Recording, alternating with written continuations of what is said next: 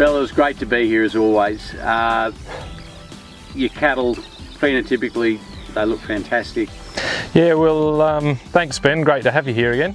Look, I did some figures last night on our purebred group of bulls and really stoked. I mean, we have been breeding for figures, so we would expect them to be good, but really stoked with how they average right across the board. So marbling's a really strong trait for us and we've been selecting, we think it's that important, but our purebred bulls actually average in the top 4% of that massive database, what we think is a world-leading database for marbling. But they're not one-dimensional cattle, they're top 20% average for calving ease, top 20% for yearling weight, top 15% for stayability.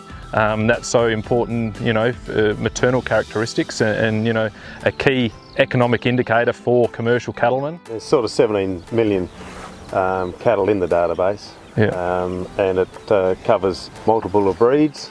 And the great thing about it is you can actually compare all the different breeds and all the different percentages of those breeds on the same basis. So we think that it gives us a real advantage in our breeding program. Well, let's get on to the breeding program. As I said, a great lineup of bulls. So tell us a bit about the bulls this year. Well, we've got a couple of new sires. We've got a half-bred sire called Xavier, but you know, fairly Angus in type, but they just got a heck of a lot of weight. He's a real, that's why we used him, was he's, you know, high marbling, high ribeye, but a heck of a lot of yearling, weaning and yearling weight. Our first run of beacons, really happy with them. They got fantastic skins on them, and they just perform, going back to the figures I was sprouting a minute ago, they're consistent across the board, calving, growth, marbling and combining ribeye with all of that. So they are two exciting groups. And you've also got some, you know, great cattle from your own breeding stock, which is really good to see. Yeah, we have been, and there's a couple of cracking bulls in there, and one in the old G-Force son of ours, which has done a great job and we've used very heavily. There's a N57.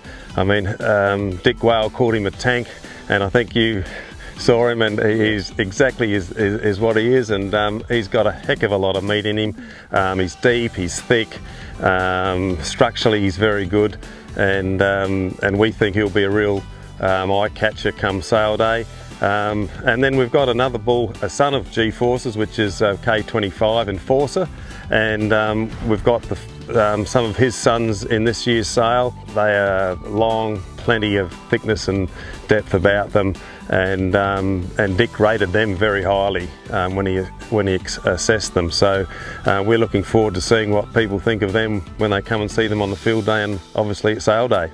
And again, you've got another lineup of females this year, which is great to see.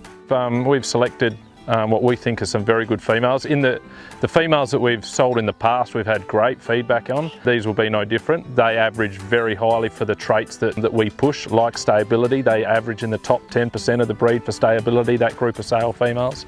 Similarly for marbling, so they're great cows, and pretty excited about the fall with calves, heifer calves at foot. They're beautiful little heifer calves, and really happy with the cows that we're putting up. This year, change of date for 2019.